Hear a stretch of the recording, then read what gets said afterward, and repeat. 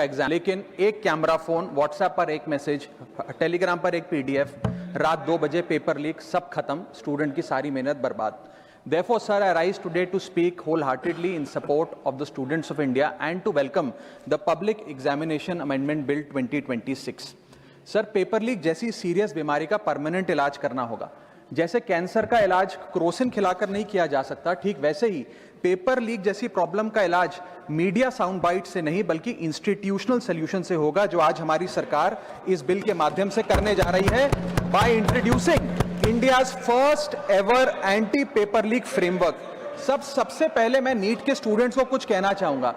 आपका गुस्सा जस्टिफाइड है, आपकी पेन रियल है और आपको एग्जामिनेशन सिस्टम से जो कंप्लेंट है वो कंप्लेंट भी जेन्युइन है। Your voice matters. और जब आपने अपनी चिंता व्यक्त करी, अपना दर्द बताया, when you demanded, the honourable prime minister heard that demand, not just as a prime minister but also as a guardian, परिवार के मुखिया की तरह उस बात को सुना। Students demanded, government acted, historic decisions taken, systems changed. Sir, जब एक स्टूडेंट नीट जैसे पब्लिक एग्जाम की प्रिपरेशन करता है तब वो अकेला तैयारी नहीं करता, उसका पूरा परिवार प्रिपरेशन करता है। मां अपनी छोटी छोटी जरूरतें रोक देती है, घर का बजट कम करती है, पिता फैमिली की सेविंग्स को कोचिंग फीस, रेंट और टेस्ट सीरीज पे खर्च करता है, फैमिलीज को लोन तक लेना पड़ता है और स्टूडेंट खुद कोटा, जयपुर, चंडीगढ़, दिल्ली, पटना जैसे शहरों में जाकर घर से दूर रहता है, दिन में 18-18 घंटे पढ़ता है, रात 2 बजे तक पढ़ाई करता है और फिर अलार्म लगाकर सुबह 5 बजे क्लासेस के लिए उठ जाता है। परिवार से दूर, कोई सोशल लाइफ नहीं, कोई त्योहार फेस्टिवल नहीं, सोशल मीडिया, फ्रेंड से दूर, और अपनी स्लीप और अपनी हेल्थ से भी कॉम्प्रोमाइज करता है, क्योंकि उसे पता है कि जब वो पेपर लिखेगा तो सिर्फ पेपर नहीं, अपनी फैमिली के लिए एक बेटर फ्यूचर लिखने जा रहा है। फिर एक दिन एग्जाम की तारीख पर उसे पता लगता है कि 3 साल से वो जिस पेपर की तैयारी कर रहा था वो पेपर किसी ने पहले ही पैसे देकर हासिल कर लिया, पेपर लीक हो गया। और इस समय सर सिर्फ पेपर लीक नहीं होता, उस स्टूडेंट का मेहनत, उसकी ड्रीम्स, उसकी सेल्फ बिलीफ, उसका ट्रस्ट, उसकी एस्पिरेशंस, ये सब लीक होती हैं और उसकी मेंटल और फिजिकल हेल्थ पे असर पड़ता है। I understand that pain sir, because मैं खुद भारत के अभी कुछ साल पहले ही भारत के एक पब्लिक एग्जामिनेशन सिस्टम का स्टूडेंट रहा, चार्टर्ड अकाउंटेंसी का। And sir, because I have spent enough time in this house critiquing the government, I have earned the right to say my next sentence with full conviction and sincerity कि जब बात students की आई, when it came to our students and the youth of India, the government heard, the government actioned and the government delivered.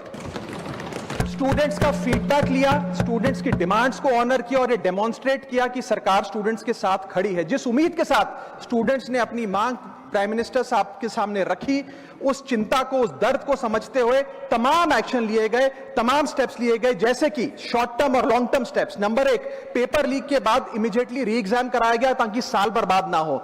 जांच CBI को सौंपी, SIT का गठन हुआ, स्पेशल इन्वेस्टिगेशन टीम, जिसने 13 लोग मेन किंगपिन समेत गिरफ्तार किए। मात्र 75 दिन में, आज से 2 दिन पहले जब 75 दिन पूरे हुए जांच के, चार्जशीट भी फास्ट ट्रैक कोर्ट में दर्ज करा दी गई, जांच को महीनों सालों लटकाया नहीं।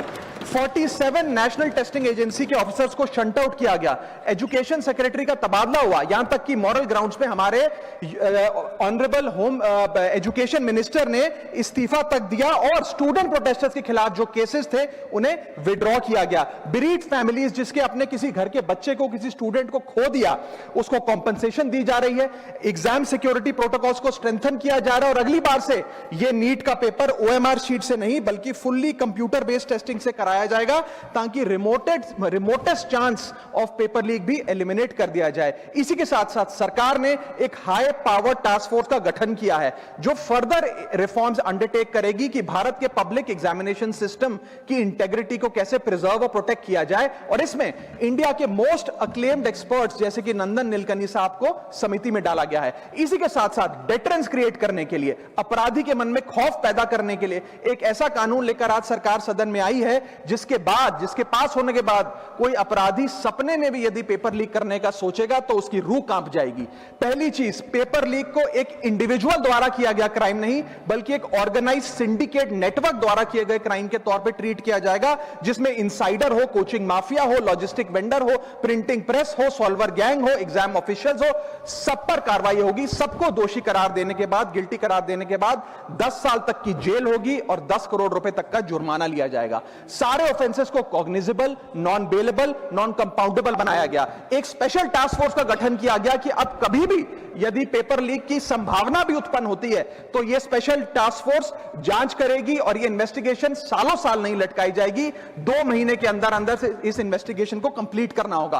और इसी के साथ साथ फास्ट ट्रैक कोर्ट्स का गठन किया जो ये इंश्योर करेंगे कि इसमें स्पीडी ट्रायल हो, डे टू डे ट्रायल हो, स्पेशल पब्लिक प्रोसिक्यूटर होगा, 3 महीने में पनिशमेंट सुनाई जाएगी। सर मैं बता दूं, हमारे देश में fast track courts heinous crimes के लिए बने हैं, जैसे कि क्राइम्स अगेंस्ट वुमेन, रेप और पॉस्को जैसे अपराध के लिए। आज हमने पेपर लीक को उस हीनियस क्राइम्स की कैटेगरी में ला खड़ा किया है सर। इसी के साथ साथ सर इंस्टीट्यूशनल और systematic reforms will demonstrate zero tolerance towards paper leak, और इससे भारत की इंडियन पब्लिक एग्जामिनेशन सिस्टम की इंटेग्रिटी को हम प्रिजर्व और प्रोटेक्ट कर पाएंगे। ये सब इसलिए हुआ because sir there is nothing more important than the students and their future.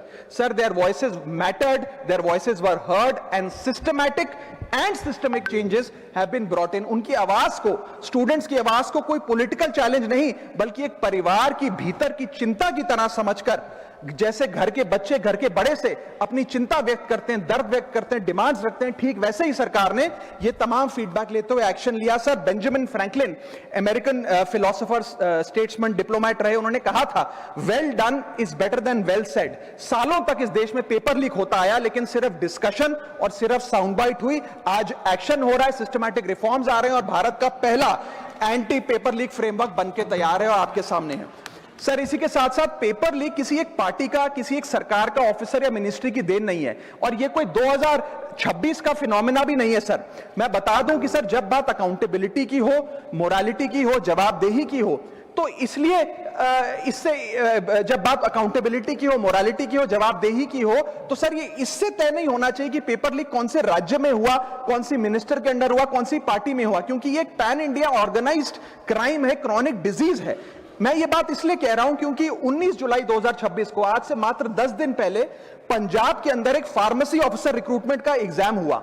उसमें मैसिव इरेगुलरिटीज देखी गई, ब्लूटूथ डिवाइसेस के माध्यम से लाइव चीटिंग चल रही थी और चीटिंग सिंडिकेट वो चीटिंग फैसिलिटेट कराने के लिए 13 लाख रुपए का रेट चार्ज कर रहा था। यही नहीं सर, आम आदमी पार्टी की सरकार जब पंजाब में बनी तब से अभी तक नायब तहसीलदार के एग्जाम में इरेगुलरिटीज देखी गई और लार्ज स्केल चीटिंग हुई। पंजाब स्टेट एजुकेशन बोर्ड में 12वीं क्लास का इंग्लिश का पेपर लीक हुआ, पीएसटीईटी स्कूल टीचर रिक्रूटमेंट का एग्जाम का पेपर लीक हुआ, पीएसएसबी के ग्रुप ऑफिसर के रिक्रूटमेंट का एग्जाम लीक हुआ, एग्रीकल्चरल डेवलपमेंट ऑफिसर के रिक्रूटमेंट का एग्जाम लीक हुआ और एक्साइज और टैक्सेशन इंस्पेक्टर की रिक्रूटमेंट की मेरिट की लिस्ट जब आई तो उसमें फर्जी नाम डाल के जारी कर दिया गया। सर मैं आ रहा हूं, अब मैं कांग्रेस पे आ रहा हूं। आप कांग्रेस का सुनिए सर, ये मेरा समय खराब कर रहे हैं। आप बोले सर, जब सर कांग्रेस की कर्नाटक में सरकार है, इसी साल जनवरी 2026 में एसएसएलसी का पेपर हुआ। इसी साल कर्नाटक में कांग्रेस की सरकार के अंडर एसएसएलसी का पेपर हुआ, पेपर लीक हुआ और वो पेपर ऑनलाइन 200 रुपए में स्टूडेंट्स को बेचा जा रहा था। हिमाचल प्रदेश में HP state selection commission recruitment exam का पेपर कांग्रेस के कार्यकाल में लीक हुआ। अब आप सुनिए सबसे चौंका देने वाली घटना, सर सबसे शॉकिंग और सैड बात यह है कि 2016 में कर्नाटक में जब कांग्रेस की सरकार थी तब वहां पे 12वीं कक्षा का प्री यूनिवर्सिटी कॉलेज का 12th का केमिस्ट्री का पेपर लीक हुआ। ये क्लासरूम का पेपर नहीं था सर, ये स्टेट बोर्ड एग्जाम था। ये स्टेट का एग्जाम जब पेपर लीक हुआ, बच्चे एग्जाम देकर घर आ गए, पता लगा पेपर लीक हो गया, पेपर कैंसिल कर दिया। 20 दिन बाद री एग्जाम कराया गया, री एग्जाम का पेपर भी लीक हो गया और उसके बाद रात को 3:30 बजे वो पेपर व्हाट्सएप पे घूम रहा था, री एग्जाम को भी कैंसिल करना पड़ा। इसके बाद जब जांच हुई, स्टेट सीआईडी ने जांच करी तो 3 लोगों को अरेस्ट किया, जिसमें कर्नाटक सरकार के मेडिकल एजुकेशन मिनिस्टर डॉक्टर शरण पाटिल का पीए खुद शामिल था। पीए 10-10 लाख रुपए लेकर पेपर लीक कर रहा था। उसके बाद जब मंत्री जी से पूछा गया कि आप इस्तीफा क्यों नहीं देते, आपकी मॉरल और डायरेक्ट जिम्मेदारी बनती है, आपके दफ्तर का आपका पीए पेपर लीक कर रहा है, आप क्यों नहीं इस्तीफा देते, तो उन्होंने कहा कि there is no question of resigning, अगर कुछ गलत हुआ है तो वो मेरे पीए का पर्सनल मैटर है, उसकी पर्सनल लाइफ है। वहां सर ऑफिस गवर्नमेंट का, डेजिग्नेशन गवर्नमेंट की, एक्सेस गवर्नमेंट का, बट अरेस्ट की बात आई तो पर्सनल लाइफ का मैटर है। और आयरनी देखिए, आज 2026 में कर्नाटक में फिर कांग्रेस की सरकार है और डॉक्टर शरण पाटिल फिर मंत्री हैं और उसी विभाग के मंत्री हैं, मेडिकल एजुकेशन विभाग के मंत्री। ये है स्टैंडर्ड ऑफ अकाउंटेबिलिटी। सर सुनिए, सुन लो। उसी के साथ साथ 2004 से 2014 के बीच में जब यूपीए की सरकार थी तो कांग्रेस के कार्यकाल में दर्जनों एग्जाम्पल हैं, डॉक्यूमेंटेड एग्जाम्पल हैं पेपर लीक के सर, जिसमें मुख्य तौर पर AIIMS post graduate medical entrance exam 2006 में लीक हुआ, रेलवे रिक्रूटमेंट बोर्ड का एग्जाम 2009 का लीक हुआ, all India engineering entrance exam 2011 UPA के कार्यकाल में लीक हुआ और SSC combined graduate level exam 2013 leak हुआ। सर इस पीरियड में उस समय की यूपीए सरकार ने क्या किया? कोई अकाउंटेबिलिटी एस्टैब्लिश करी, कोई एग्जाम सिक्योरिटी आर्किटेक्चर को ओवरऑल करने के लिए कोई कानून लाए, कोई dedicated anti paper leak law लाए? कुछ नहीं लाए। सर मैं एक बात कहना चाहता हूं, सर पॉलिटिकल मेमोरी सिलेक्टिव हो सकती है, पब्लिक रिकॉर्ड सिलेक्टिव नहीं हो सकता। अगर नेशनल